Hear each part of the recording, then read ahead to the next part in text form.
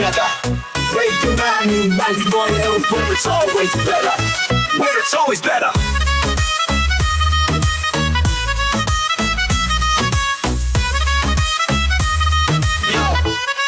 Yo, सुबह का सूरज या शाम का रंग, we bring you joy हर जुबान का धन. Community की बात हम हैं आपके साथ, let's spread the love, चलो मिल के साथ. Tune in, turn up, दिल से बात करो. Radio Manu 92 FM के साथ चलो. Every voice counts, हर लम्हा यहाँ चलो. बात करके देखते हैं, let's all shine on. Yo, let's all go. सेहत की बात और dreams to share. Radio Manu 92 FM, we're always there. From unity to joy, we bring the light. Every word, every tune makes everything right. Listen up, it's time to unite. Radio Manu 92 FM, shining bright. Dill se suno, we love and care. Chalo baat karke dekhte hain, let's take it there. So come along for the ride. Radio Manu 92 FM, we're by your side. चलो बात करके देखते हैं. Your voice, your guide.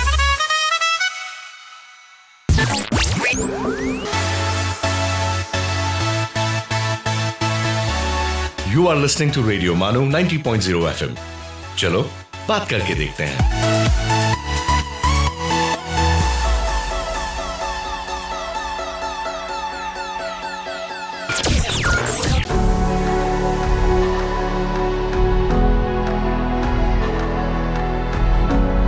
ये है radio मानू 90.0 FM, पेश है द ग्रेट डिस्कवरीज.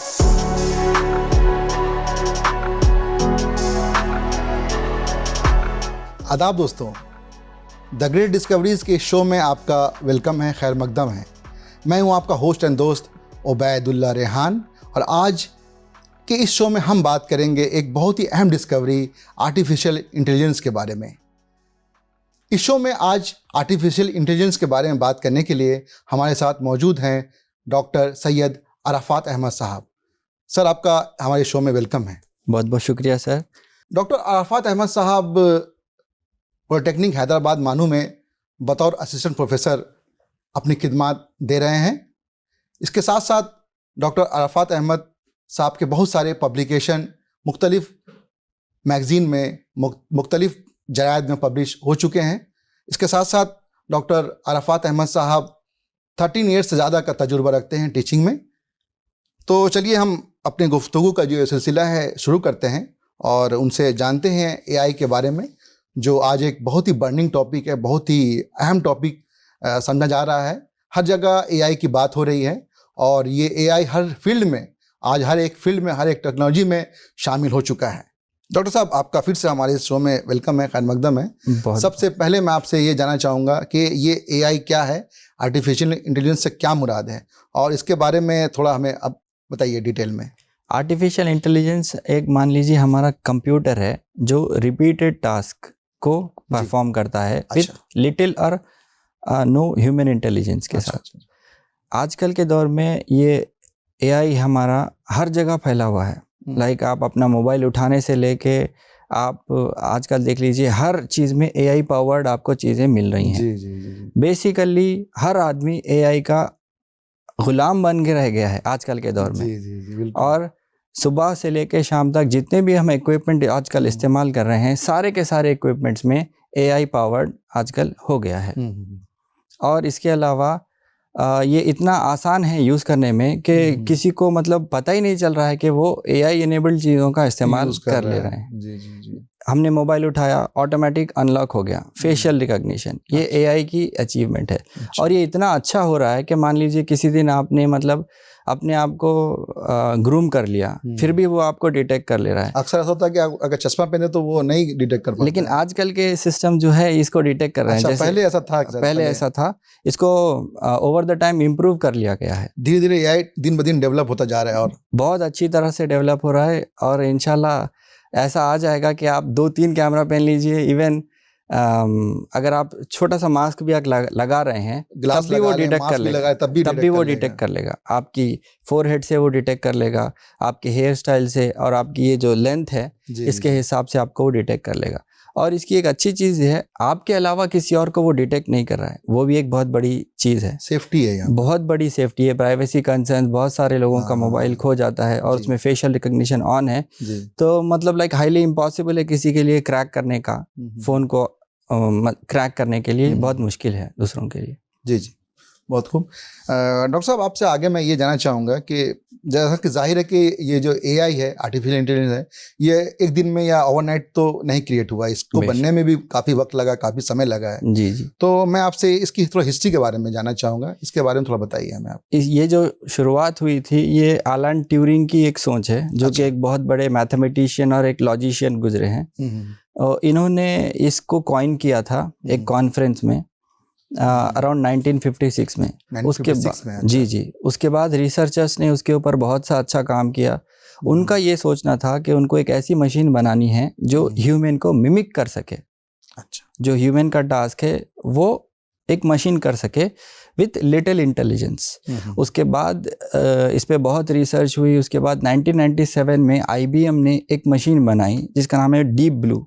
अच्छा, डीप ब्लू। डीप ब्लू, इन्होंने एक चेस गेम बनाया और उस टाइम के वर्ल्ड चैंपियन, जिनका नाम कैस्परोविक है, अच्छा, उन्होंने उस गेम के साथ मतलब दोनों को प्लेयर्स के जैसा खिलाया जी। और कंप्यूटर ने उनको डिफीट कर दिया। मतलब ऐसा मशीन है डीप ब्लू मशीन जो चेस गेम में ह्यूमन को सरपास कर सकता है। आप लोग भी ऑनलाइन गेम्स खेलते हैं जिसमें बिगिनर मोड, इंटरमीडिएट और हार्ड वाला लाइक इम्पॉसिबल टू ब्रेक। अगर आप एक अच्छे चेस प्लेयर नहीं हैं तो आप कंप्यूटर से जीतना बहुत मुश्किल हो जाएगा। बहुत मुश्किल है। तो ये लेवल तक हम लोग आज पहुंच चुके हैं कंप्यूटर इंटेलिजेंस में, AI में। और इसके अलावा भी सिर्फ गेम्स में नहीं, हर जगह AI का लाइक एनेबलमेंट हो गया है। लाइक अभी तो हम लोग ऐसे भी चीज़ें देखेंगे इन फ्यूचर थोड़े दिन में जिसमें कुकिंग में तक AI एनेबल हो गया है। मतलब आप इंग्रेडिएंट्स डाल देना है और आपको, जैसे माइक्रोवेव ओवन हो गया, वो भी AI एनेबल्ड है। अच्छा। आपको सम इंग्रेडिएंट्स रखना है, 32 बटन, ये एक सब्जी बनाएगा, गोभी की सब्जी, 45 ये काम करेगा, बटन प्रेस करके रख देना है और वो आपको रेडी हो जाएगा, जिसका आपका काम बहुत आसान हो जाएगा और आप ये टाइम किसी और चीज़ में आप लगा सकते हैं। जी जी सर। डॉक्टर साहब, आगे आपसे मैं ये जानना चाहूँगा कि जैसा कि अक्सर ये कहा जाता है कि AI system learn from experiences, जी, तो मैं आपसे ये जानना चाहूँगा जस्ट लाइक ह्यूमंस, तो मैं आपसे ये जानना चाहूँगा कि AI कैसे काम करता है, क्या पैटर्न इसका काम करने का? AI जो काम करता है वो अलगोरिदम्स पे काम करता है। अच्छा, अलगोरिदम्स इस तरह से ट्रेन होती हैं जैसे आप उसको कोई एक चीज़ के स्पेसिफिक टास्क के लिए आप उसको बता दें और वो करना शुरू कर देगा। जैसे मोबाइल के कैमरास है, मोबाइल के कैमरास अगर AI पावर्ड रहेंगे तो उनके अंदर एक एबिलिटी रहेगी, वो फेस को डिटेक्ट करेंगे। जहाँ जहाँ भी जितने भी फेस रहेंगे उसको वो डिटेक्ट करेगा। आपने देखा होगा मोबाइल में 1 से 2, 2 से 3, 3 से 4 कैमरे हो चुके हैं। जी जी जी। तो हर कैमरे का काम अलग अलग है। बिल्कुल। एक कैमरा क्या करेगा, आपका AI वाला रहेगा जो आपके चेहरे पे फोकस कर देगा जी। और दूसरा कैमरा उसकी फोटो लेगा AI कैमरे की मदद से, जिससे क्या होगा, दूसरे चीज़ों पे फोकस हटा के इंसान के चेहरे पे फोकस हो जाएगा। उससे क्या होगा, फोटोज बेहतर आएंगी और बेहतर क्लियरिटी के साथ आएगी, ब्लरी नहीं होगी। और जब कैमरे का मोशन भी उसमें काम करता है, वो भी AI इनेबल्ड है। अगर कैमरा इंस्टेंटली हिल रहा है तो फोटो थोड़ा सा डिले होगी, वो भी ये चेक करेगा कि फ़ोन अगर रुक जाए और मैं फ़ोटो ले लूँ जी, तो इससे क्या होगा, ब्लरी फोटोज आपके कम हो जाएंगे। यही टेक्नोलॉजीज को लेके जब कैमरा आता है मोबाइल में तो उसका कॉस्ट भी थोड़ा सा हायर साइड हो जाता है। और अलगोरिदम की एक एबिलिटी है कि अलगोरिदम सीखता है। आपने कोई एक चीज़ उसको बता दी, अब वो नेक्स्ट टाइम में उसको इम्प्लीमेंट कर देगा। पुराने कंप्यूटर्स में ऐसा नहीं होता, जो AI एनेबल्ड नहीं थे उसमें हर चीज़ को हमको कोड करनी पड़ती थी। लेकिन क्योंकि ये AI एनेबल्ड है, इसमें कोड करने की ज़रूरत नहीं पड़ेगी। लाइक डिफरेंट फॉन्ट्स है। अगर आपने एक ऑप्टिक OCR बनाया है जो आपके फोटो लेने के बाद आपने देखा होगा PDF फाइल को वो डिटेक्ट कर लेगा, डिटेक्ट कर लेता है। ह्यूमन राइटिंग सबकी अलग अलग होती है, लेकिन जितनी बार वो फोटो लेगा उतने बार वो ट्रेन होगा। ज़्यादातर लोगों का लिखने का पैटर्न ऑलमोस्ट सेम होता है। बहुत कम ही लोग होते हैं जो शॉर्ट हैंड, अभी हमारा कंप्यूटर शॉर्ट हैंड को डिटेक्ट करने के काबिल नहीं है, लेकिन कोई भी फॉन्ट रहो इंग्लिश की, उसको वो डिटेक्ट कर लेगा और उसको वो आपको वर्ड फाइल बना देगा, PDF टू वर्ड, लिखी हुई फाइल को भी PDF टू वर्ड बना देगा। बस लिटिल असिस्टेंस, आप उसको एक बार थरो से चेक कर लें, 90% तो ठीक रहेगा, जहाँ जहाँ भी चेंजेस रहेंगे आपको वो कर लेने होंगे। इस तो तरह से कहने का मतलब है कि जितने डाटा एआई जो है अपने अंदर लेता जाएगा उतना ज़्यादा वो और मजीद जो है और बेहतर होता जाएगा और वो। स्ट्रांग होता जाएगा और उसका प्रिडिक्शन और प्रिसाइज और होता precise चला होता जाएगा। जाएगा। जी जी। तो दोस्तों अभी हम रुकेंगे एक छोटे से ब्रेक के लिए। ब्रेक के बाद ये गुफ्तगू का सिलसिला जो है जारी रहेगा। लेते हैं एक छोटा सा break. You are listening to the Great Discoveries, Radio Manu 90.0 FM's Science and Technology Show.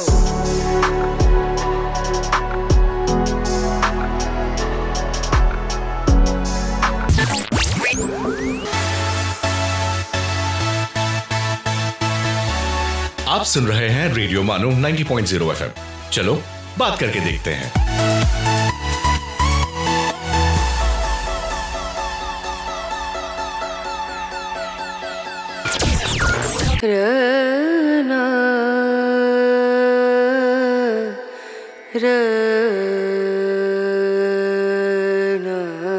This is Radio Manu 90.0 FM.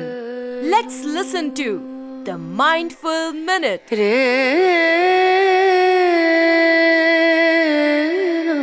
Premchand कहते हैं, कुल की प्रतिष्ठा भी विनम्रता और सद्व्यवहार से होती है। कुल की प्रतिष्ठा भी विनम्रता और सद्व्यवहार से होती है, हेकड़ी और रौब दिखाने से नहीं।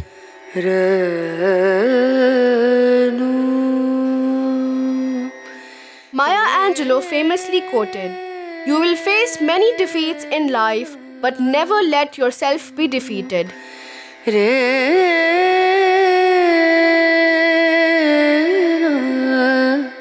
उस इंसान से ज्यादा कोई मुफलिस नहीं है जिसके पास सिर्फ दौलत है। कहावत। ये है रेडियो मानू 90.0 FM। आप सुन रहे थे द माइंडफुल मिनट।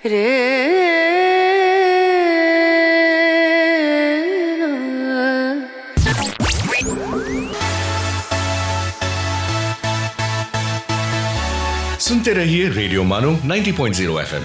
चलो बात करके देखते हैं।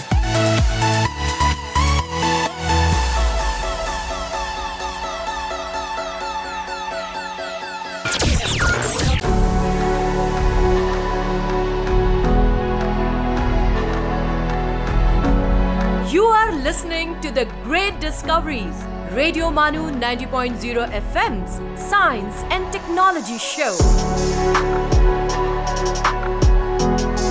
दोस्तों ब्रेक के बाद आपका वेलकम है हमारे शो में द ग्रेट डिस्कवरी में। आज हम बात कर रहे हैं एआई के बारे में और आज हमारे साथ स्टूडियो में मौजूद हैं डॉक्टर सैयद अरफात अहमद साहब। सर आपसे मैं आगे ये जानना चाहूँगा कि जैसा आप अक्सर ये कहा जाता है कि AI system learn from experiences just like human, जी, तो इसके बारे में थोड़ा आप हमें बताइए। जी, एआई का जितना भी सिस्टम है वो अपने एक्सपीरियंस के हिसाब से अपने आप को ट्रेन करता है। लाइक एक एआई ड्रिवन कार ले लीजिए आप। अगर एआई ड्रिवन कार को आप एक पैटर्न पे चलाएंगे तो वो पैटर्न उसको याद हो जाएगा या वो अपने अंदर स्टोर कर लेगा। लाइक अब मान लीजिए 1 किलोमीटर के रकबे पे वो चल रही है, दायरे पे वो चल रही है, तो वो ये कैलकुलेट कर लेगी कि स्पीड ब्रेकर कितने डिस्टेंस पे आएगा, उस स्पीड ब्रेकर से अगला स्पीड ब्रेकर कितने डिस्टेंस पे आएगा, उसके बाद वो अपने आप को स्लो डाउन कर लेगी उसके हिसाब से। आपने देखा होगा कि ज़्यादातर हमारे इंडिया में सिग्नल्स का पैटर्न होता है। सिग्नल्स में 3 पैटर्न है, रेड, येलो एंड ग्रीन। तो अब उसने ये रिकॉर्ड कर लिया है फर्स्ट टाइम में कि स्पीड ब्रेकर से 200 मीटर पे हमको सिग्नल लगेगा, तो वो उस हिसाब से अपनी स्पीड को एडजस्ट करेगी और लेन ड्राइविंग करती हुई जाएगी और वो सिग्नल पे जाके उसका दूसरा सेंसर एक्टिवेट होगा और वो ये चेक करेगा कि सिग्नल में लाइट कौन सी जल रही है। अगर ग्रीन है तो वो पास कर देगी। पास करते हुए वो ये भी देखेगी कि आगे आने वाला ऑब्स्टैकल, मतलब आने वाली जो उसके सामने वाली जो कार है वो कितना है। अगर मान लीजिए बहुत दूर है तो इसकी स्पीड वेरी करेगी, अगर वो बहुत नज़दीक है तो ये स्लो डाउन हो जाएगी। इसके अलावा ऑटोमेटिक कार्स में, एआई इनेबल कार में ये पैटर्न दिया हुआ होता है कि अगर कोई ऑब्स्टैकल बहुत फास्टली आ गया तो वो अपने आप को स्लो डाउन करे और अंदर के फीचर्स, सेफ्टी फीचर्स को वो एक्टिवेट कर दे, जिससे जब इम्पैक्ट होगा दूसरी कार का या कोई ऑब्स्टैकल का तो अंदर की चीज़ों को जितना प्रोटेक्ट कर सके वो प्रोटेक्ट कर ले। जी। वो ऑटोमेटिक हो जाएंगे। एक्सीडेंट होने की ज़रूरत आज नहीं है। पहले होता था एक्सीडेंट हुआ देन एयर बलून्स ओपन हुए, अभी वैसा नहीं है। अभी वो खुद डिटेक्ट करेगा कि कितनी स्पीड से कोई ऑब्स्टेकल आ रहा है और मेरे अंदर क्या इम्पैक्ट होगा और मुझे कब एक्टिवेट होना है चीज़ों को। तो ये डिफरेंस है एआई इनेबल्ड कार में और नॉन एआई इनेबल्ड कार में। जी। इसीलिए इसका कॉस्ट जो है अराउंड 15 लाख पे से स्टार्टिंग है ये एआई इनेबल्ड कार।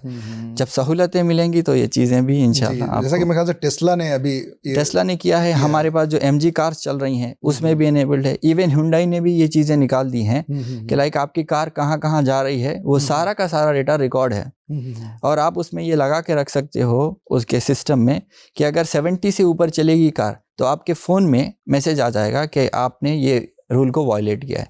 कार रुकेगी नहीं, लेकिन जो ओनर ऑफ द कार है अगर वो नहीं चला रहा है तो वो अपने ड्राइवर से कांटेक्ट कर लेगा और या उसको खुद को एक मैसेज आ जाएगा।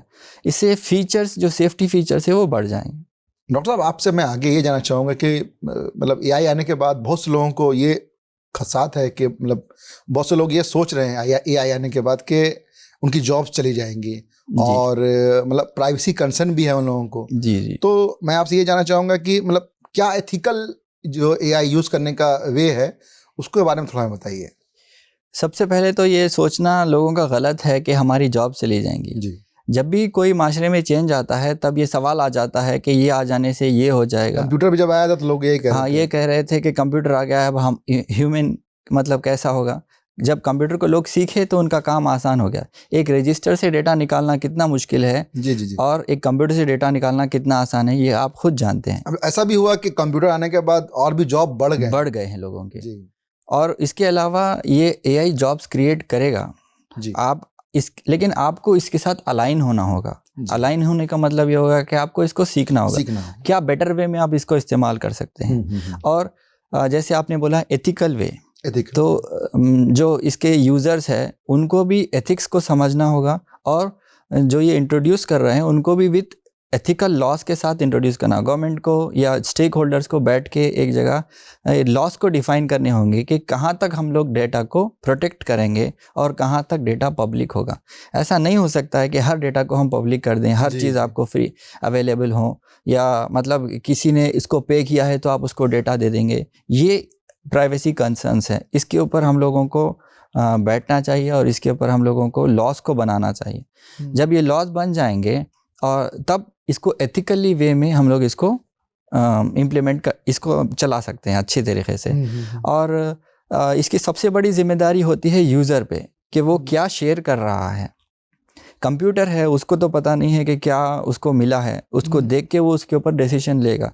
आपके ऊपर ये जिम्मेदारी है कि आप जो डेटा दे रहे हैं कंप्यूटर को वो करेक्ट हो और वो इतना हो कि आपको वो अगर पब्लिक भी हो जाए तो कोई फ़र्क आपको उतना ज़्यादा होना नहीं चाहिए। एकदम आप अपना प्राइवेट डेटा दे देंगे, अपने सर्टिफिकेट्स दे देंगे, तब उसके बाद उसके ज़िम्मेदार आप हैं। और जब भी आप अपना डेटा देते हैं तब वो ओके एग्री नाम का बटन आप बगैर पढ़े दे देते हैं। तो उसके लिहाज से भी थोड़ा सा हमको सोचना चाहिए। आई एक्सेप्ट वो टिक मारता है, वो उसको आप जी नहीं, वैसा नहीं, आई एक्सेप्ट नहीं है। उसमें 2-3 ऑप्शन आते हैं आपको।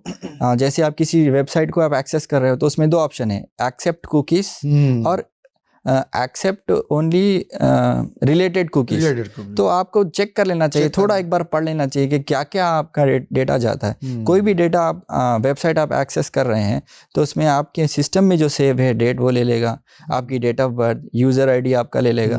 तो अगर आप ओनली रिलेटेड डेटा अगर आप क्लिक करेंगे तो शायद वो आपकी डेट ऑफ बर्थ ना ले, वो कुकीज़ जो है वो कम लेगा। तो ये आपकी जिम्मेदारी है कि आप उसको सही यूज़ करें, एथिकल वे में यूज़ करें। जी बिल्कुल। ये प्राइवेसी के बारे में आपने थोड़ा बताया है। जी सर। प्राइवेसी का और क्या कंसर्न हो सकता है? प्राइवेसी का कंसर्न ये हो सकता है सर कि जिसके पास ये डेटा है उनकी भी जिम्मेदारी है कि कितना उसको हम यूज़ करें, कहाँ तक यूज़ करें, और अगर यूज़ हो रहा है तो उसको कहाँ तक हम उसको पब्लिश करना चाहिए। प्राइवेसी के जो लॉस है वो एकदम स्ट्रिक्ट बनने चाहिए। ऐसा ना हो कि किसी की आइडेंटिटी ये हो जाए, रिवील हो जाए, उससे उसकी इंडिविजुअल ज़िंदगी पे बहुत फ़र्क पड़ेगा। अच्छा, एक क्वेश्चन मैं यहाँ पर ऐड करना चाहूँगा और कि ये जो जितने भी डेटा एआई के पास अभी आया है जी सर। वो मतलब कैसे आता, कहाँ से आया है? वैसे गूगल पे, गूगल का एआई है जी सर। तो उसने डाटा कहाँ से लिया होगा डाटा पूरा? गूगल पे ये होता है सर, जब आप गूगल पे सर्च करते हो तो साइन इन का ऑप्शन आता है। अगर आप साइन इन करके सर्च करते हो तो वो आपकी फर्स्ट थिंग ये लेगा कि आपका जेंडर क्या है। आपका जेंडर मेल हो गया, उसके बाद वो आपकी डेट ऑफ बर्थ देखेगा। उसके बाद वो कैलकुलेट कर लेगा कि आपकी एज की रेंज क्या है और आपने कौन सा टॉपिक सर्च किया है, डे क्या है। अच्छा। और मतलब मान लीजिए एनवायरनमेंट के ऊपर आपको सेमिनार देना है और एनवायरनमेंट डे है, तो आप ई मारिए, वो ऑटोमेटिकली दे देगा, क्योंकि उसने ये देखा है सुबह से कि बहुत सारे लोग जो एज आपकी रेंज के हैं और आपके प्रोफेशन के हैं, लोकेशन के हैं। मतलब मान लीजिए मानू यूनिवर्सिटी है तो बहुत सारे प्रोफेसर्स इनवाइटेड होते हैं ये लेक्चर देने के लिए, तो वो एजुकेटेड गेस करेगा और वो आपको सही लगेगा। और आपने ये देखा होगा कि आप कुछ सोच के यूट्यूब खोलते हैं और वो गाना या वो ट्रैक आपको वो रेडीली मिलता है, क्योंकि आपका ये मूड था। मतलब आज लाइक वेडनेसडे, मैं आज रिकॉर्डिंग के लिए आया हूँ, मेरा सुबह का सेशन नहीं है, तो इस सुबह के सेशन में मैं कुछ वीडियोस देखता हूँ, वो यूट्यूब ने देख के रखा है पहले से, तो वो डायरेक्टली वो सजेस्ट कर देगा। जैसे मेरी दोपहर में क्लास है DBMS, तो मेरा एक पैटर्न बना हुआ है कि 12 से 1 मैं डेडिकेटेडली ये सुनता हूँ, तो जब भी मैं यूट्यूब खोलूँगा मैं पहले वही लिस्ट को पाऊँगा। अच्छा। हाँ, लेकिन वही रात में अगर मैं 8 बजे तो मैं यूट्यूब खोलूँगा तो मुझे न्यूज़ मिलेगी, क्योंकि मेरा पैटर्न बदल गया है। मैं सेम पर्सन हूँ लेकिन जगह बदल गई है, लोकेशन बदल गया है और उसके हिसाब से उसकी प्रेडिक्शन भी बदल गई। तो ये लेवल तक हम आज तक पहुँच गए हैं। मैं ये भी आप जानना चाहूँगा कि आजकल देखिए गूगल का एआई है, गूगल का एआई आ गया, जेमिनाई। हाँ, जेमिनाई जी। उसके बाद व्हाट्सएप पे भी एआई है, व्हाट्सएप पे तो मेटा है, मेटा है व्हाट्सएप पे एआई। तो गूगल पे जो एआई है वो डेटा कहाँ से लेता है? वो गूगल वाला, गूगल का डेटा जो है वो आपकी कहीं से शेयर हो रहा है, उसको वहां से उसने ले लिया है। वहां से उसने इस तरह से उठाया है कि आपको वो सही लगे। मतलब उसने कलेक्ट किया है, आपको एक प्रेजेंटेबल फॉर्म में दिया है। हाँ। तो वो सहूलत है। गूगल सर्च अलग है, गूगल जेमिनाई अलग है। गूगल जेमिनाई गूगल सर्च से फार बेटर है। गूगल सर्च आपको वेबसाइट का कलेक्शन देता है, लेकिन जेमिनाई आपको प्रोसेस्ड डेटा देता है। अच्छा, चार्ट जीपीटी कैसे काम करता है उसके बारे में? चार्ट जीपीटी ये करता है कि आपने एक सेंटेंस लिखा, write a letter to registrar regarding my medical application, तो जितने लेटर्स उसके पास ऑलरेडी अवेलेबल है वो टर्म्स देखता है, रजिस्ट्रार और मेडिकल लीव एप्लीकेशन, तो उसको एक लेटर फॉर्मेट में आपको वो ला लेगा। हर लेटर के फॉर्मेट की पहले रहेगी ग्रीटिंग रहेगी, उसके बाद आप प्रॉब्लम डिफाइन करेंगे, सेकंड पैरा में आएंगे, सेकंड पैरा में आने के बाद वो देगा मेडिकल लीव। उसको पता है कि मेडिकल लीव जो होती है उसकी एक स्टार्टिंग डेट और एंडिंग डेट होती है, और उसमें एक इलनेस होता है, आपको डिफाइन करना होता है। तो वो 3 चीजें आपको डैश छोड़ देगा, प्रॉम्प्ट देना पड़ेगा मुझे। हाँ, नहीं, अगर आप इलनेस भी दे देते हैं तो वो इलनेस को वो फिल कर देगा। अगर आप डेट्स भी दे देते हैं from this date to from this date, तो वो भी उसको वो फिल अप करके दे देगा। जितना आप प्रिसाइसली डाटा दोगे उतना प्रिसाइसली आपको आंसर देगा। 3 लाइन का क्वेश्चन भी अगर आप पूछ लेते हो तो आज का हमारा चैटबॉट इतना परफेक्ट है कि वो आपको मेरे हिसाब से 90% करेक्ट आंसर देने के काबिल है। जी। तो बहुत खूब डॉक्टर साहब, अभी हम रुकेंगे छोटे से ब्रेक के लिए। दोस्तों, अभी हम रुकेंगे छोटे से ब्रेक के लिए। सुनते रहिए रेडियो मानो 90.0 FM।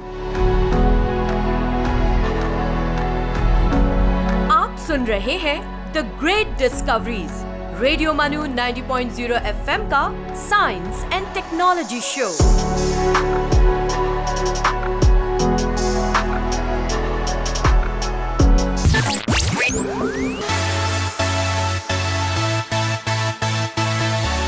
दिस इज रेडियो मानो 90.0 FM। चलो बात करके देखते हैं।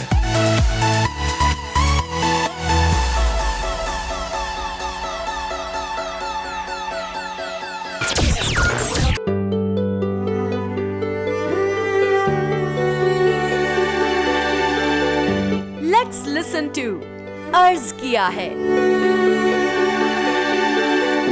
आदाब, मैं हूं डॉक्टर हशमत और आप सुन रहे हैं अर्ज किया है। अर्ज किया है में आज हम बात करेंगे इब्ने इंशा की। असल नाम शेर मोहम्मद खां और कलमी नाम इब्ने इंशा था।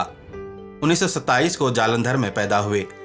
1947 में अपने ख़ानदान के साथ लाहौर पाकिस्तान आ गए। 1952 में कराची यूनिवर्सिटी से MA किया। मुख्तलिफ सरकारी ओहदों पर फाइज रहे। इब्तदा में रोज़नामा इमरोज़ लाहौर में फ़िकाहिया कॉलम तहरीर किए। बाद में रोज़नामा जंग कराची और अखबार जबल में भी कॉलम लिखे। शायर और मिजाह निगार की हैसियत से शोहरत मिली। इब्न इंशा उर्दू और फारसी के अल्फाज के साथ मुहावरे, रोज़मर्रा और अंग्रेज़ी ज़बान का इस्तेमाल इस बरजस्तगी से करते हैं कि तंज़ो मिजाह के साथ तहरीर में अदबी शान पैदा हो जाती है।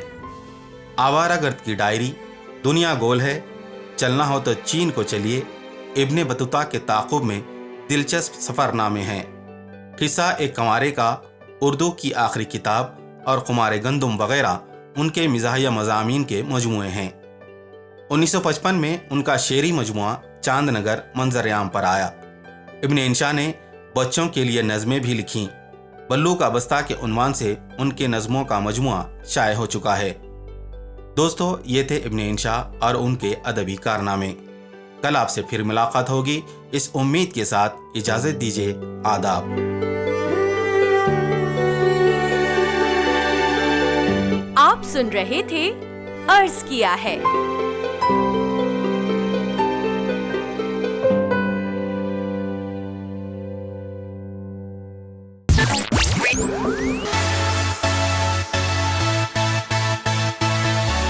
Keep listening to Radio Manu 90.0 FM.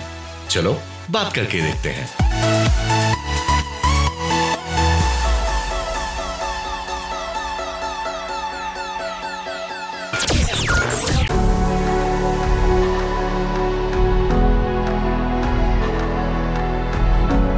आप सुन रहे हैं the great discoveries, radio Manu 90.0 FM का science and technology show. Break के बाद आपका वेलकम है। आज हम बात कर रहे हैं एआई के बारे में। डॉक्टर साहब, आपसे मैं आगे ये जानना चाहूँगा कि जो एआई है उसके मतलब क्या फ़ायदे हैं, किस तरह के फ़ायदे हैं, वो आप हमें थोड़ा बताइए। आप एआई के बहुत सारे फ़ायदे हैं। अभी एग्जांपल ले लेते हैं हम लोग हेल्थ केयर में। जी। हेल्थ केयर में अगर मान लीजिए किसी को मलेरिया डिजीज़ है, तो जब भी आप ये मलेरिया का टेस्ट करवाते हैं, आप ब्लड सैंपल देते हैं, ब्लड सैंपल की इमेजेस कलेक्ट होती हैं और इस इमेजेस को हम लोग इमेज एनालिसिस करके ये प्रिडिक्ट कर सकते हैं आज कि दिया हुआ जो इमेज का ब्लड सैंपल है उसके अंदर मलेरिया है या नहीं है, डिपेंडिंग अपॉन सेल स्ट्रक्चर। लेकिन ये इंसान करने के लिए बहुत मुश्किल है। मान लीजिए आपके पास 2 लाख इमेजेस है और उन इमेजेस में मलेरियल इन्फेक्शन इमेज और नॉन मलेरियल इन्फेक्शन इमेजेस को आपको सॉर्ट आउट करना है, तो आपके लिए ये बहुत बड़ा टास्क है। लेकिन अगर हम एल्गोरिथम को इस तरह से ट्रेन कर दें और उसको हम इनपुट दे दें, तब अराउंड मिनट्स में आपको वो सेग्रीगेट करके दे देगा। और इसके अलावा इन्वायरमेंट के जो स्टडी करते हैं वो लोगों के लिए भी मतलब प्रिडिक्शन की तरह इस्तेमाल होता है। एटलीस्ट एक 10 इयर्स का डेटा, नवंबर का या अक्टूबर का या अक्टूबर की लास्ट वीक का, मान लीजिए ऐसा प्रिडिक्शन है कि एवरी अल्टरनेट ईयर एक जगह बाढ़ आ जाती है, तो उसको स्टडी करना और उसके पैटर्न को स्टडी करना एआई के लिए बहुत आसान है। और वो उसको स्टडी करके आपको जनरेट करके ये देगा कि it has been detected that 19 October to 29 October यहाँ पर रेनफॉल प्रेडिक्टेड है। सिर्फ वो एक लाइन में देगा। आपने उसको डेटा बहुत सारा दिया है, लेकिन वो आपको इस तरह से डेटा समझाएगा कि एक लाइन में आपका काम हो जाए और उस पर आप एक्शंस ले सकते हैं। अगर किसी को आप ये डेटा दे दीजिए, मान लीजिए 100 पेज का डेटा दीजिए और उसको पढ़ के उसमें से निकालने के लिए बोलिए, एटलीस्ट वो 10 से 12 पेजेस निकाल देगा। उसमें से एक लाइन या प्रिसाइसली 2 पेज निकालना वो ह्यूमन के लिए इम्पॉसिबल हो जाएगा, लेकिन एआई वो आपको करके दे देगा। जनरेटिव एआई काफ़ी लोगों की जान बच सकती है इससे। काफ़ी लोगों की जान बच सकती है। आप एजुकेशन सेक्टर में आइए, अगर एआई का इम्प्लीमेंटेशन होगा तो हर बच्चे के लिए आप पर्सनलाइज्ड लर्निंग एक्सपीरियंस बना सकते हैं। एक जब आप क्लास ले लेते हैं 60 की, उसमें 3 लड़के होंगे जो बहुत अच्छा पढ़ते होंगे, उसके बाद 10 से 15 एवरेज लर्नर्स, उसके बाद स्लो लर्नर्स। तो अगर हम एक टीचर जाके उनको पढ़ाएगा तो वो सबको एक जैसा पढ़ाएगा। लेकिन अगर हम लोग एआई की मदद ले लेते हैं तो वो आपको सेग्रीगेशन करके देगा। 3 बच्चों के लिए आपको इस तरह से पढ़ाना है, ये सवाल होंगे। 15 से 20 जो एवरेज लर्नर है उनके लिए ये सवाल, जो स्लो लर्नर्स है उनके लिए ये सवाल, और लास्ट में जो थोड़े बच्चे होते हैं जिनको चीज़ें बहुत लेट समझ में आती है, टैलेंटेड होते हैं लेकिन चीज़ें उनको डिफरेंट वे में समझ में आती है। वो कैसे पता चलेगा? वो उनके प्रीवियस रिजल्ट्स के हिसाब से, उनके एक्टिविटी बेस्ड प्रोग्राम्स के हिसाब से, उन्होंने जो असाइनमेंट सबमिट किए हैं उसके हिसाब से वो एक एल्गोरिदम के हिसाब से जनरेट करके आपको टीचिंग एड्स देगा। कहने मतलब ये है कि आने वाले फ्यूचर में जैसे हम प्रिडिक्ट कर सकते हैं नेचुरल जो डिजास्टर है जी, उसको हम प्रिडिक्ट कर सकते हैं, और हेल्थ केयर सेक्टर में, एजुकेशन के सेक्टर में भी जो है हम काफ़ी कुछ कर सकते हैं और काफ़ी बेहतरी ला सकते हैं। बेशक बेशक। डॉक्टर साहब, आपसे मैं आगे ये जानना चाहूँगा कि ये एआई जो है आजकल बहुत एक बज़वर्ड मतलब बन गया है जी, तो इसके बारे में आप थोड़ा हमें बताएं कुछ। जी, एआई बज़वर्ड इसीलिए है क्योंकि उसके अंदर आज एक एबिलिटी आ चुकी है। पहली चीज़ डिसीजन मेकिंग की एबिलिटी आ चुकी है जी। आपने ये देखा होगा कि आपने कुछ यूट्यूब पे सर्च कर दिया या गूगल पे सर्च कर दिया, भले ही आपने उसको गलत बोल दिया होगा लेकिन प्रिडिक्शन उसका जो आता है वो सही आता है जी। तो उसके अंदर एक डिसीजन मेकिंग एबिलिटी आ गई है। ये डिसीजन मेकिंग एबिलिटी आज से कुछ साल पहले उतनी प्रिसाइसली नहीं थी जितना कि आज है। और आपने ये देखा होगा कि आप ट्रैवल करते हो, ट्रेन में हो, बस में हो या रोड ट्रैफिक के साथ, आप विथ ट्रैफिक आप उसको बोल देते हो लेकिन फिर भी वो आपको समझ लेता है। ये बज़वर्ड है।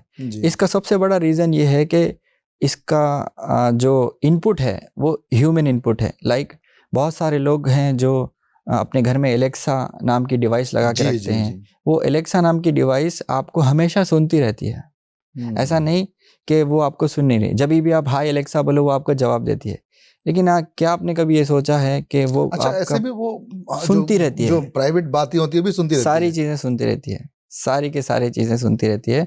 और एलेक्सा की अगर आप रिकॉर्डिंग निकाल के चेक कर लें कि मान लीजिए आप अपने घर को ऑफिस से निकलते हो 5:30, पहुंचने में लग जाते हैं 10 मिनट जी, 5:40 को आप करीब जाते हो और बेल बजाते हो। तो अगर ये पैटर्न कुछ दिन रिपीट होगा तो एलेक्सा ये प्रेडिक्ट कर देगी कि जैसे ही आपने बेल बजाने के बाद डोर खुला जी, वो आपका नाम लेके वेलकम कर देगी, अगर उसको आप थोड़ा सा अपडेट कर लोगे तो मतलब आप ये मत सोचिए कि वो सिर्फ आपका जवाब दे रही है, वो आपको सुन भी रही है। और ये भी एक प्राइवेसी कंसर्न है। एलेक्सा को ये अच्छे से पता है कि घर में कितने लोग हैं और उनकी एज का रेंज क्या है, कौन घर में कब जाता है। आप सब जाने के बाद घर में जो लेडीज होती हैं वो क्या सर्च करती हैं, क्या सुनती हैं, सारी की सारी चीज़ें अगर आप उसका डेटा निकाल के रिसर्च कर लें तो वो आपको पूरा प्रिसाइसली मिल जाएगा। मैं तो इतना तक बोल रहा हूँ कि आपके घर के सामने जो बेचने के लिए आता है उसका पैटर्न तक उसको पता होगा, अगर वो उसको सुनाई देता हो तो इतना प्रिसाइसली हमारे पास है। और डिफरेंट स्टेट से लोग आते हैं, डिफरेंट स्लैंग्स होती हैं। डिफरेंट स्लैंग में अब मान लीजिए नहाना ये वर्ड है, ये नॉर्थ में यूज होता है जी। सेम वर्ड पानी नहाना हैदराबाद में यहाँ यूज होता है। तो उसको पता है कि नहाना और पानी नहाना सेम है जी। तो यहाँ तक हम लोग आज पहुँच गए हैं। मे बी इन फ्यूचर इसको भी सरपास करके हम लोग जाएंगे। जी जी। तो कहने मतलब ये कि एवरी डाटा को एनालाइज करता है और एआई जो है और उसको फिर इसके हिसाब से रिजल्ट हमें दे रहा है वो। जी जी, विद डिफरेंट स्लैंग्स। जी जी जी, डिफरेंट स्लैंग्स से आप पूछ लीजिए, सेम आंसर आपको आएगा। मतलब सेफ्टी पॉइंट ऑफ व्यू से अगर हम देखें तो उसको किस तरह के चीज़ हमें करनी चाहिए कि थोड़ा इसमें सेफ्टी रखा जा सके? सेफ्टी पॉइंट ऑफ व्यू के साइड जिसने ये डिवाइस बनाया है, जिसके पास डेटा ये रिकॉर्ड हो रहा है, उसको सोचना चाहिए और उस पर एक रेगुलेशन होना चाहिए कि ये डेटा इसके लिए इस्तेमाल हो रहा है, उसके अलावा और किसी चीज के लिए नहीं होगा। ना ही कहीं वो शेयर करे, ना ही कहीं वो शेयर करे। ये डिवाइस को जब हम लोग अप्रूव करते हैं, गवर्नमेंट जब उसको अप्रूव करके मार्केट में लाती है, उससे पहले जो लॉस होते हैं वहां पर इसका कंसर्न आता है। अगर वो लोग लॉस के हिसाब से बनाते हैं चीजें, तब उसको यूज करना बहुत सही रहेगा, एथिकल। फर्ज कीजिए आप एलेक्सा की बात कर रहे हैं कि जब तक वो एलेक्सा आपके पास है तो ठीक है, अगर मान लो अगर किसी के पास चला जाए वो डिवाइस जी, तो वो हो सकता है कि दूसरे के लिए बहुत कंसर्न की बात हो सकती है। नहीं, एलेक्सा का डिवाइस जाने से कंसर्न नहीं है, एलेक्सा का डिवाइस का डेटा जाने से। अच्छा, उसका डेटा जो रिकॉर्ड हो रहा है वो सर्वर पे हो रहा है, तो सर्वर पे कंसर्न है। वहां से अगर कोई डेटा ले लेता है, कंपनी की जिम्मेदारी है कि वो डेटा को दूसरी जगह शेयर ना कंपनी की जिम्मेदारी है। और कंपनी को जिसने रेगुलेट किया है, रेगुलेटरी बॉडी जो है वो लॉस डिफाइन करती है कि ये डेटा ये कंपनी के पास है तो ये अपने पास इतने टाइम रखेंगे, उसके बाद डिस्ट्रॉय कर देंगे जी। तो वो कंसर्न्स है। अगर वो ठीक है तब आप एलेक्सा इस्तेमाल अच्छे से कर सकते हो। अभी इस फील्ड में इंडिया में कुछ अभी बात हुई है क्या, अभी कुछ लॉ बने हैं, कुछ उसका आइडिया है? हाँ, गवर्नमेंट ने बहुत सारे, आपने देखा होगा 2020 में रेगुलेशन आया जिसमें टिकटॉक का डेटा, कैम स्कैनर्स, ऐसे 120 ऐप्स थे जो अपना data privacy concern dark web पे शेयर कर दे रहे थे। हाँ, एक कंसर्न मैं आपको ये भी बता दूं, जैसे नेटफ्लिक्स है, नेटफ्लिक्स का सब्सक्रिप्शन आता है 199 रुपये में, सेम सब्सक्रिप्शन आपको डार्क वेब में 25 रुपये में मिल जाएगा। यूजर आईडी और पासवर्ड लोग भेज देते हैं, वो कैसे मिला?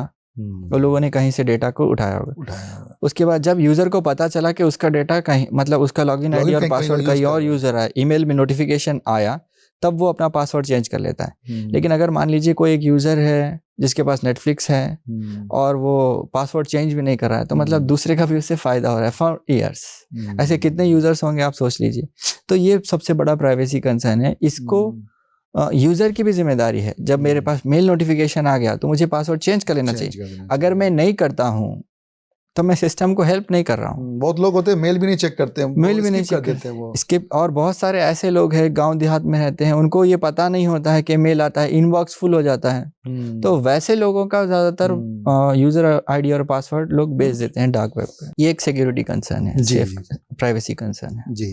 तो कहने मतलब ये है कि ये कंप्यूटर को टीच करता है कि वो ह्यूमन की तरह सोचे। जी हाँ, ये हम समझ सकते हैं, ऐसा बोल सकते हैं कि कंप्यूटर को टीच कर रहा है, लेकिन दोनों में बहुत डिफरेंस है। दोनों में सबसे बड़ा डिफरेंस है इमोशंस का। अच्छा, लाइक एक स्टूडेंट का आप कॉपी चेक कर रहे हैं, कंप्यूटर भी ये कॉपी चेक कर सकता है, लेकिन वो ये चेक करके देखेगा कि उसके पास जो आंसर है उसका आंसर एग्जैक्टली इससे टैली होना चाहिए। और उसके साथ साथ स्टूडेंट की राइटिंग अलग होती है, वो लोग मार्किंग अलग अलग जगह करते हैं। OMR तक तो ठीक है, OMR को AI कंप्लीटली एग्जैक्ट आंसर दे देगा, लेकिन डिस्क्रिप्टिव पेपर जब आ जाता है तब उसमें इमोशन आपका एक टीचर का इन्वॉल्व हो जाता है। स्टूडेंट ने किस तरह से उसको आंसर किया, कितने मार्क्स उसको देने चाहिए। 2 मैथमेटिक्स में 5 इक्वेशन उसको पूछे गए, उसने 2 का जवाब सही दिया, लेकिन जवाब देते वक्त उसका मतलब माइनस को प्लस कर दिया और उसी के साथ उसने सॉल्व कर दिया। तो उसका सॉल्विंग स्टेप सही है, लेकिन उसका आंसर ठीक नहीं है। तो आंसर मैच नहीं कर रहा है AI एल्गोरिदम से, तो वो 0 दे देगा। लेकिन एक टीचर अगर जब ह्यूमन कॉन्शियसनेस के साथ उसको करेगा, तब वो स्टेप्स के मार्क्स देगा, एटलीस्ट 2 तो मार्क आएंगे 5 में से, एग्जाम्पल के तौर पे। तो ये सबसे बड़ा कंसर्न है एक ह्यूमन में और AI में। हम लोग इस पे बहुत काम कर रहे हैं।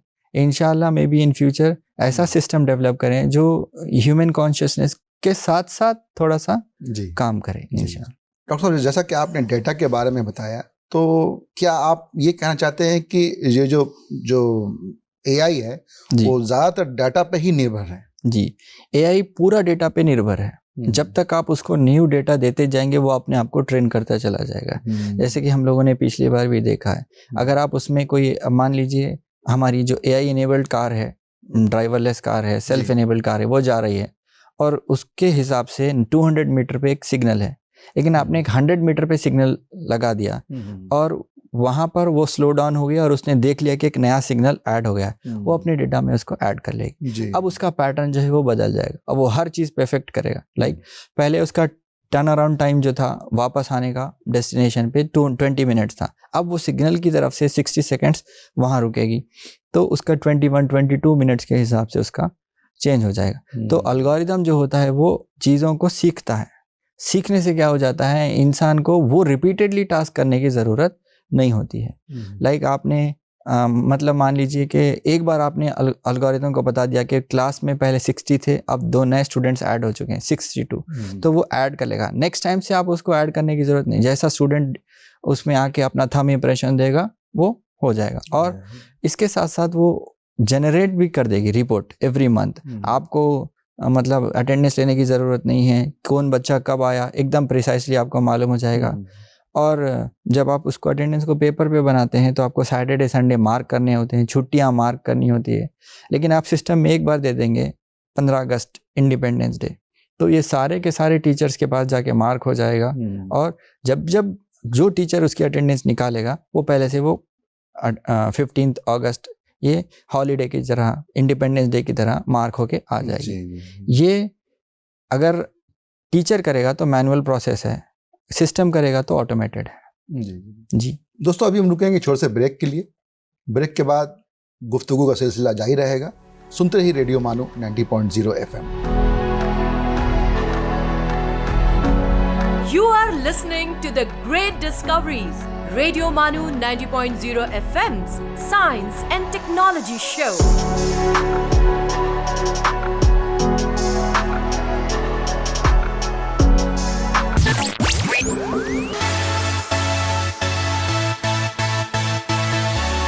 आप सुन रहे हैं रेडियो मानो 90.0 FM। चलो बात करके देखते हैं।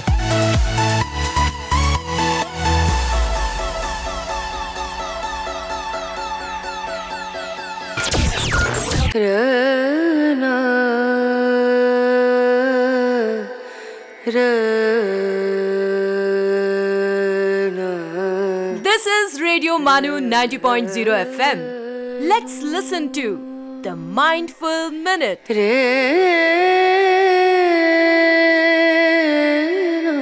प्रेमचंद कहते हैं, कुल की प्रतिष्ठा भी विनम्रता और सद्व्यवहार से होती है। कुल की प्रतिष्ठा भी विनम्रता और सद्व्यवहार से होती है, हेकड़ी और रौब दिखाने से नहीं।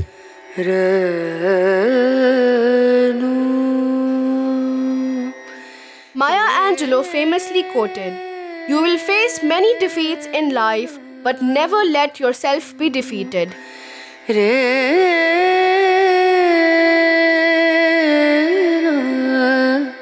उस इंसान से ज्यादा कोई मुफलिस नहीं है जिसके पास सिर्फ दौलत है।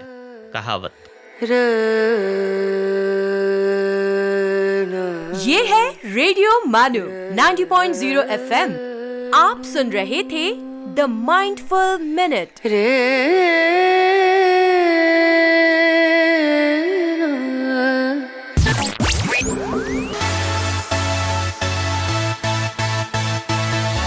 सुनते रहिए रेडियो मानो 90.0 FM। चलो बात करके देखते हैं।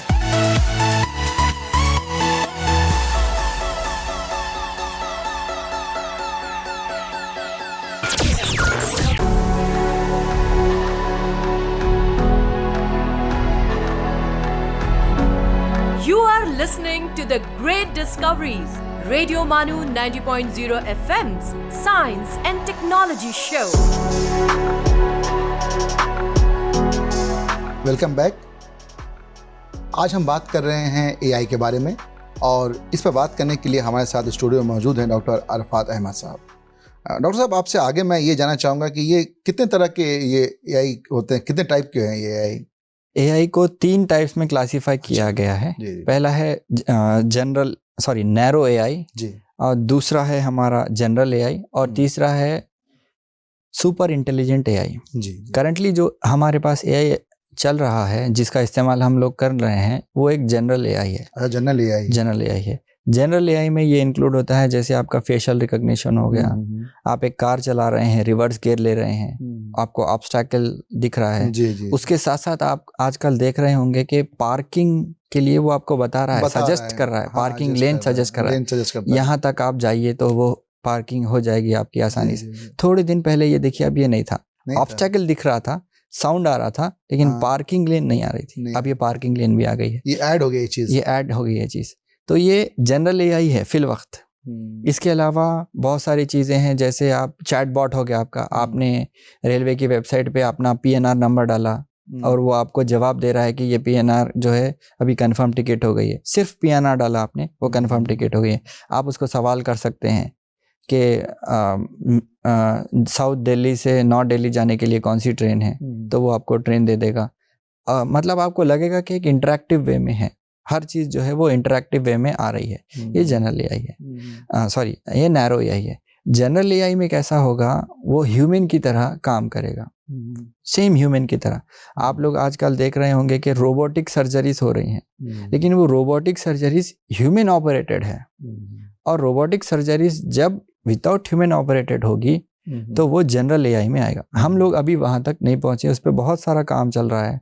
बहुत सारी कंपनीज, हर सेक्टर उसके अंदर मतलब इन्वेस्ट करा हुआ huge amount research and development में। लोग बहुत काम कर रहे हैं, और आप देख रहे होंगे कि चीज़ें बहुत बहुत बहुत अच्छे से बेहतर होती चली आ रही हैं। बिल्कुल हर सेक्टर में, एजुकेशन सेक्टर ले लीजिए आप, हेल्थ सेक्टर ले लीजिए। आजकल हेल्थ सेक्टर में जितना काम हो रहा है तो शायद किसी और चीज़ में उतना काम नहीं हो रहा है। मतलब ह्यूमन का एग्जिस्टेंस ही सबसे बड़ा कंसर्न है, तो उस पे बहुत सारे लोग काम कर रहे हैं। उसके अलावा हर जगह और हर चीज़ को ऑटोमेशन करने की हमारी कोशिश है। और तीसरा जो हमारा एआई है वो है सुपर इंटेलिजेंट एआई।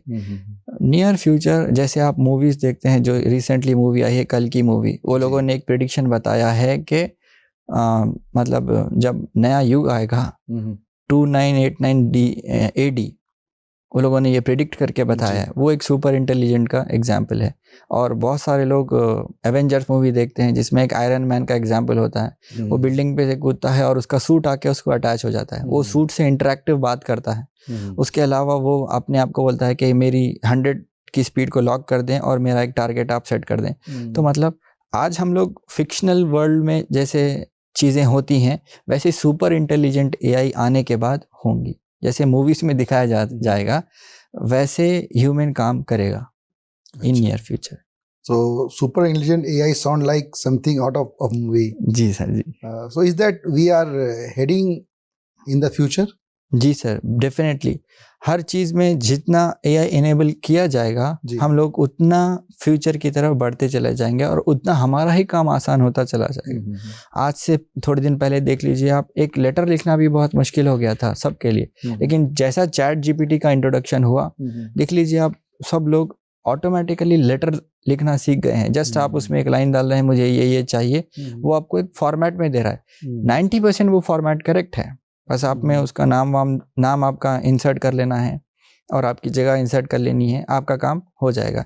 इसके अलावा भी जैसे एजुकेशन सेक्टर में अगर हमको सिलेबस बनाना है तो आप उसको 2-3 चीज़ें बता दीजिए कि मुझे एक डिप्लोमा इंजीनियरिंग के लिए 3rd सेमेस्टर के लिए कंप्यूटर सिस्टम्स का सिलेबस बना के दो जिसमें 5 यूनिट होंगे, तो वो ऑटोमेटिकली 5 यूनिट बना देगा, उसके रेफरेंसेस दे देगा कि कहाँ से उसने बनाया है, कौन कौन सी किताब उसने ली है, ये सारी चीज़ें आपको वो जनरेट करके दे देगा। ये जनरेटिव एआई है। और थोड़े दिन में ऐसा होगा कि जनरेटिव एआई से हम लोग उसको ये लेवल पे लेके चले जाएंगे कि वो आपसे इंटरेक्ट भी करें। मतलब चैट जीपीटी में ये इंट्रोडक्शन हो जाएगा कि आप उसको इंटरेक्ट करें। जैसे व्हाट्सएप ने एक न्यू फीचर लॉन्च किया है जिसमें आप अपना भेजा हुआ मैसेज एडिट कर ले सकते हैं। तो चीज़ें थोड़ी हटके चेंज होंगी और बहुत अच्छी से हो जाएंगी। डॉक्टर साहब, आपसे आगे मैं ये मज़ीद ये जानना चाहूँगा कि इसको जो एआई को जैसा यूज़ करना है हमें, तो उसका जो एथिक्स क्या है, एथिक्स के पॉइंट ऑफ व्यू से भी हमें कुछ आप बताइए, और जो जॉब्स का कंसर्न है उसके बारे में और भी थोड़ा हमें बताइए, और कंट्रोल किस तरह से इसको कर सकते हैं इसके बारे में थोड़ा बताइए। जी, देखिए एक एग्जांपल के तौर पे मैं आपको समझाना चाहूँगा कि पहले हम फोटोशॉप इस्तेमाल करते थे, राइट? उसमें हर काम हमको करना पड़ता था, लाइक बैकग्राउंड रिमूविंग। एआई के इंट्रोडक्शन से ऐसे टूल्स आ गए हैं जो आपका काम आसान कर दिए। बहुत सेकंड में हो जाता है। बहुत सेकंड में हो जाता है। और अब तो ऐसा हो चुका है कि पहले सिर्फ फोटोशॉप का जो एक्सपर्ट था वही कर पाता था, लेकिन आज देख लीजिए आप एआई की तरफ से कोई भी नाइव यूजर है वो भी इसको इस्तेमाल कर रहा है। तो बोलिए आप चीजें आसान हुई या नहीं हुई? आसान हुई, लेकिन उसके लिए आपको कुछ एफर्ट तो लगाना पड़ेगा। और कोई जब नई चीज का इंट्रोडक्शन होता है माशरे में, थोड़ा सा डिसबैलेंस क्रिएट होता है। उसको सीखना होगा। आप उसको अगर सीख लेंगे तब आप बोलेंगे कि अरे मैं अपने आप को पीछे पलट के जब देखेंगे कि आप सोचेंगे कि मैं ऐसा करता था, जबकि ये चीज़ें मेरी इतनी सहूलत देती हैं आजकल। वीडियो एडिटिंग पहले एक बहुत बड़ा टास्क था, लेकिन आज देख लीजिए यूट्यूब का शॉर्ट बनाना कितना आसान है। इवन मोबाइल पे भी बहुत से लोग एडिट कर रहे हैं। मोबाइल पे एडिट करते, एक ट्राइपॉड चाहिए आपको, एक स्टेबल कनेक्शन, बस उसके बाद आप कर ले सकते हैं। उसको आप 100 बार एडिट करें। अगर यूट्यूब पे एडिट नहीं हो रहा है तो बहुत सारी ऐसी चीज़ें हैं जहाँ पर आप एडिट करते हैं। और इसके अलावा अगर आप ये चीज़ें सीख जाएंगे तो आप बेहतर कर पाएंगे। आजकल पहले इंटरटेनमेंट होता था, आजकल इन्फोटेनमेंट हो गया है। मतलब मान लीजिए एक टायर पंक्चर को ठीक कैसे करना है, ये सीखना बहुत मुश्किल था। लेकिन आज आप कहीं फंस गए हो, कहीं आप जा रहे हो और वहाँ पर कोई सहूलत नहीं है, तो आप यूट्यूब पे मार के देख लीजिए, चेक कर सकते हैं कि मेरा टायर ऐसा ख़राब हो गया है और मैं इसको अब मतलब नियरेस्ट पेट्रोल पंप या नियरेस्ट हेल्थ तक कैसे जाऊं, वो आपको कुछ कंसर्न्स बता देगा। या मैंने रिसेंटली देखा है कि कार का जो सीट बेल्ट है उसको आप बाहर निकाल के ऐसा पहन के कार को ढकल सकते हो। ये मुझे पता नहीं था पहले, लेकिन ये कैसे पता चला, ये मुझे YouTube को शॉर्ट देखने से पता चला। ये शॉर्ट बनाना पहले कितना मुश्किल था, अब कितना आसान हो गया है, ये फ़र्क है। तो आज हमारे पास जो इंफोटेनमेंट है, इससे न्यू अपॉर्चुनिटीज़ क्रिएट हो गई हैं। बहुत सारे लोग आजकल फेमस हो गए हैं। ये सब के सब AI को सीखे, इसीलिए आगे बढ़े। जी जी जी। और आगे डॉक्टर साहब आपसे मैं ये जानना चाहूँगा कि उसको सही तरीके से अगर यूज़ ना किया जाए तो किस तरह के जो है नुकसानात हो सकते हैं? जी जी, बहुत सारे जगह ऐसा होता है कि रिसर्च जर्नल्स में लोग अपने पेपर्स पब्लिश करने के लिए बहुत डेस्परेट होते हैं। तो वो क्या करते हैं कि चलो किसी का काम हमने ले लिया, उसको जनरेटिव AI में डाल दिया या पैराफ्रेज उसको कर दिया, उसके रिजल्ट्स हमने चुरा लिए और उसके रिजल्ट्स को हमने ट्रांसफॉर्म करके कुछ और इमेज बना दी उसके थोड़े से पैरामीटर्स चेंज किए या नहीं किए, लेकिन उसका ग्राफ बदल दिया हमने और हमने उसको पब्लिश कर लिया। ये सबसे बड़ा प्राइवेसी कंसर्न है। ये नॉन एथिकल वे में हो गया। नॉन एथिकल वे। हाँ, किसी ने 2 साल उस पर काम किया। अच्छा, और इसको उसने मतलब पकड़ा जा सकता है कि पकड़ा जा सकता है इसको। टर्निटिन जो सॉफ्टवेयर है हमारा, जिससे हम प्लैगरिज्म चेक करते हैं, उसमें अगर जनरेटिव AI से जनरेट किया हुआ पेपर आप डालते हो तो वो डिटेक्ट कर लेगा। लेकिन अगर जनरेटिव AI का पेपर हम लेंगे और उसको पैराफ्रेज करेंगे, तब टर्निटिन सॉफ्टवेयर या AI पावर इनेबल्ड सॉफ्टवेयर के लिए थोड़ा सा मुश्किल है अभी के टाइम पे। लेकिन एक टाइम आएगा जब चीज़ें इंशाल्लाह ऐसी हो जाएंगी जो ये नॉन एथिकल चीज़ों को भी हम वो डिटेक्ट सुपर इंटेलिजेंट AI नहीं, सुपर इंटेलिजेंट नहीं, जनरल AI तक भी अगर हम चले जाएंगे तो ये कर लेंगे। सुपर इंटेलिजेंटली AI जब हम जाएंगे तब आप जाके डोर से पहले आप बोल दीजिए now open the door, open हो जाएगा। फिर आप जाएंगे, जैसे बताता है फिक्शनल मूवीज में, ऑटोमेटिक हो जाएगा, हर चीज ऑटोमेटिक हो जाएगी। जी। अच्छा, ये रोजमर्रा की जो अपनी जो जिंदगी है, जो रोजमर्रा की जो लाइफ है, उसमें किस तरह से AI शामिल है, इसके बारे में थोड़ा इसका एग्जांपल हमें दीजिए आप। एक एग्जांपल मैं आपको देता हूँ। लाइक मान लीजिए आपका एक नॉर्मल सा मिरर है, अगर हम उस मिरर को AI मिरर बना दें। लाइक आप जब भी आप ऑफिस जाने निकलते हैं, 1-2 मिनट आप अपने ऊपर मैं कैसा लग रहा हूँ 2 मिनट देखते हैं। अगर हम उसको बना दें कि मिरर में एक डिवाइस छोटा सा फिट कर दिया जाए और वो स्क्रीन बन जाए, मिरर भी रहेगा और स्क्रीन भी रहेगा। आप उसको बोल दीजिए कि मेरे जाने के 3 रास्ते हैं, तो वो आपको ये जनरेट करके बताते हैं कि आज के रास्ते कौन सा रास्ता है जो मुझे शॉर्टेस्ट वे में पहुंचाए और जल्दी में पहुंचाए और ट्रैफिक भी ना मिले। तो वो क्या करेगा, आपका तो आप ड्रेसिंग कर रहे हो आपकी, लेकिन वो भी आपका काम कर रहा है। तो उसके अलावा मैं उसको बोल दूंगा कि आज के मेरे स्पेसिफिक टास्क क्या हैं, मेरे क्या अपॉइंटमेंट्स है, तो वो आपको एक रिमाइंडर की तरह बता देगा। आपका ये काम हो रहा है कि आप ड्रेसअप हो रहे हो, लेकिन वो आईना आपके लिए क्या कर रहा है, पूरे रोज आज के सुबह से लेकर शाम तक के आपके मीटिंग्स आपको कर दे रहा है। आप उसको ये बोल सकते हो कि आज की ये जो 12 बजे की मीटिंग है please cancel, I can not attend, मेरी कोई और प्रायोरिटाइज चीज आ गई है। उतने में मतलब मान लीजिए आप किसी चीज के लिए कंसर्न थे, लाइक आपका ट्रेन का टिकट या फ्लाइट का टिकट पेंडिंग में था, वो हो गया, एकदम सडनली आपको वो पुश अप आ जाएगा या पुश नोटिफिकेशन आ जाएगा और वो आपको बोल देगा कि ये आपका ये पेंडिंग था, ये कंप्लीट हो गया है। तो आप अपने टास्क को रीशेड्यूल कर सकते हो और इससे आपका भी फायदा है, जहां आप जा रहे हैं उसका भी वक्त बचेगा। तो ये छोटी छोटी चीजें अगर जब डेवलप हो जाएंगी तब आपकी जिंदगी बहुत सहल हो जाएगी, आसान हो जाएगी। बहुत बहुत शुक्रिया डॉक्टर अरफात साहब, आपने बहुत ही जो है अच्छी इन्फॉर्मेशन आज हमारे साथ शेयर की AI के ताल्लुक से, और मुझे उम्मीद है कि जो इन्फॉर्मेशन है वो हमारे जो सुनने वाले हैं, श्रोता हैं, लिसनर्स हैं, उनको काफ़ी फ़ायदेमंद हो गया उनके लिए। और आगे भी हम इस तरह के टॉपिक्स पर जो है डिस्कस करेंगे आपके लिए। आपका बहुत बहुत शुक्रिया हमारे स्टूडियो में आने के लिए। बहुत बहुत शुक्रिया, आपने बुलाया और AI एक बज़ टॉपिक है, इस पर मुझे आपके लिसनर्स से कनेक्ट करने का मौका मिला। बहुत शुक्रिया। Thank you. दोस्तों, आज के इस एपिसोड में फ़िलहाल इतना ही। आपसे फिर मुलाकात होगी द ग्रेट डिस्कवरीज के अगले एपिसोड में। तब तक के लिए मुझे और मेरी पूरी टीम को दीजिए इजाज़त। आदाब। आप सुन रहे थे द ग्रेट डिस्कवरीज रेडियो मानू 90.0 FM पर। चलो बात करके देखते हैं।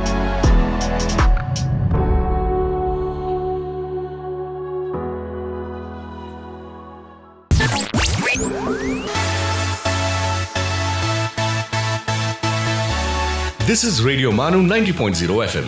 चलो बात करके देखते हैं। Stay tuned to Radio Manu 90.0 FM.